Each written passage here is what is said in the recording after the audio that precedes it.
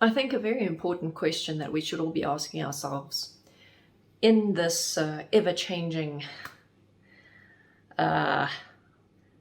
lockdown world and regulated living, and it's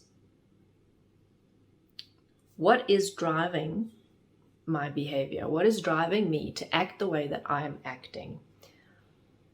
And I think that the common denominator for most people is going to be fear. Either fear of getting in trouble if we don't comply, fear of getting sick if we don't comply, fear of being ostracized, punished, or being burnt at the stake if we don't comply, fear of being hurt by the vaccine, fear of getting sick if we don't get the vaccine, fear that the government's going to take away more of our rights, fear that the government's not doing enough. So there's all sorts of different fears. Everyone will obviously have a different, let's call it, palette of topics that is busy driving their fearful states. So there's some people who are for and some people who are against, and there's some people in the middle who don't really know which way they're on the fence. So this video is not about whether you should or should not do any particular thing. This video is about whether you want fear to be the determining, driving force behind your decisions and your actions and your behavior. That's something that we can all relate to, and hopefully this video will not get taken down just because it mentions things like vaccine or COVID, but we'll see. So, the interesting thing about fear is that, yes, it can be a very powerful tool when it comes to controlling people. It can be a very powerful motivating factor. We do a lot of things to avoid something that we fear. However, the interesting thing about it is that it's very much driven by our imaginations. We imagine how terrible things will be if a particular scenario plays out. And we make our decisions based on that imagination and based on the fear that that fantasy has generated. Now, the interesting thing that you'll find is that in most things, now, here I'm not including things like torture, I'm talking about basic, everyday living stuff. Most of the things that we fear, when we decide to push through that fear and face it, it's usually not nearly as bad as we told ourselves it was going to be. It's not nearly as bad as we imagined. But the state of fear that we were in before becomes so, it magnifies the emotional state that we're in to such a degree that we almost become irrational. We become impractical. We don't see things clearly. We don't make rational decisions. We don't even often make informed decisions because we won't be willing to even go there to investigate or do our research about the thing that we fear. It's like a complete mental block. And that's what makes fear such a powerful thing. We build these walls within us that we're unwilling to cross, and that leads us to places where we become irrational, where we are uninformed, where we are uneducated, and where we just plain are closed off to life, to what's out there, because we try and keep ourselves compartmentalized in this little box to try and avoid our fears coming true. So it's like you restrict your living, and oh no, I better not do that in case this happens. And it's like we're in this constant state of tension, of withdrawing, of pulling in and retreating within ourselves. So we lose touch with ourselves, we lose touch with reality, the world around us, the people around us. And we live more and more in this imaginary world of how terrible things will be if our fear comes true. So I hope that I've painted a good enough picture to show how destructive our current way of living, of relating to each other, of portraying information and consuming information can be. Because it's based on fear, because we're so blatantly using fear as a motivating factor, and so obviously bringing it into the different parts of our lives, it can have a very destructive effect on our society and on ourselves, on our relationships, on our choices, because we're in this boxed up, withdrawn, retreated, fearful state.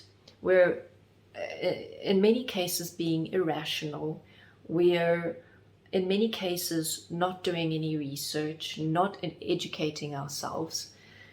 And in spite of all of these factors that we are completely bulldozing over because we're trying to protect ourselves from this terrible, imaginary, huge explosion that's going to happen if we were to have to face our fears, that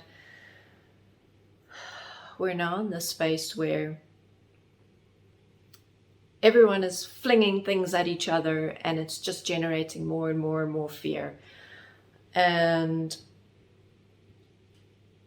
where is it going to lead us? It's not going to go anywhere good. So we may not be able to walk into our parliaments and say, hey, listen guys, I don't like the way that you're going about all of this. You should change it, and force them to change how communications are being published, and how the media is being regulated or not regulated, and what laws are being passed, and the rationale behind each laws. But what you can do is work with your own fear.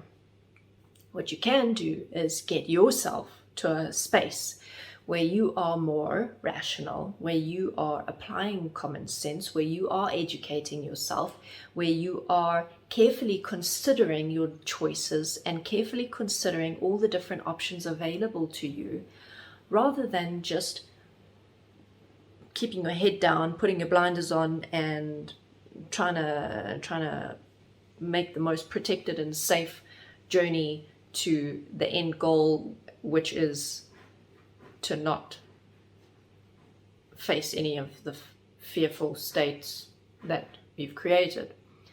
Now, I'm not saying that, again, this is not specifically about COVID or laws or regulation or vaccinations or anything like that. It's about our emotional state within all of this that's happening. And that emotional state is going to lead us as a society, as a collective, to making poorly informed, poorly thought out decisions that we very well may regret in the years to come. So, that's Chewy, he says hi. So, work with your own fears, with what's motivating your behavior in your life. What imaginary scenarios have you been allowing within yourself? What's been motivating your decisions? Have you been taking responsibility for your own education? have you been doing your due diligence, or have you just been going along with what everyone else is going along with because everyone else is going along with it? Have you been actually willing to ask yourself the question of, is this reasonable? Is this rational? Is this actually something that's going to benefit us? Because the one comment I will make is that a lot of countries have been making some very, very weird rules that don't seem to be based in any kind of rational reasoning. They're just kind of like all random left, right, center laws that they're expecting people to follow that has absolutely nothing to do with health or the transmission or non-transmission of a virus. But anyway, so I think it's very important for us to stop just going along with everything and to do our due diligence, to take responsibility for our participation within our society, within our communities, because that fearful state leads us into a space where if we do participate, it's driven by that fear. It usually makes our words to other people very harsh. It makes us toxic, essentially. That fear drives extreme and irrational behavior. It drives the kind of behavior that eventually becomes a mob that burns people at the stake. It's not science that led people to burn alleged witches at the stake. It was fear. And it's very important that we do not allow ourselves to go back into that state, to regress to that point where we justify extreme measures in order to make ourselves feel less fearful or more safe at the expense of our humanity, at the expense of someone else's life, at the expense of someone else's freedom. So, what's driving your behavior? What's driving your choices? How has your fear influenced how you communicate with other people, how you relate to other people, how you've been making your decisions in your life, what you've been supporting and not supporting in your world? Chewy, what do you want?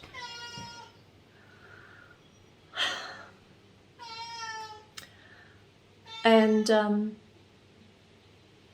see how you could do things differently. See how you could change your approach to not be based on fear, so that you can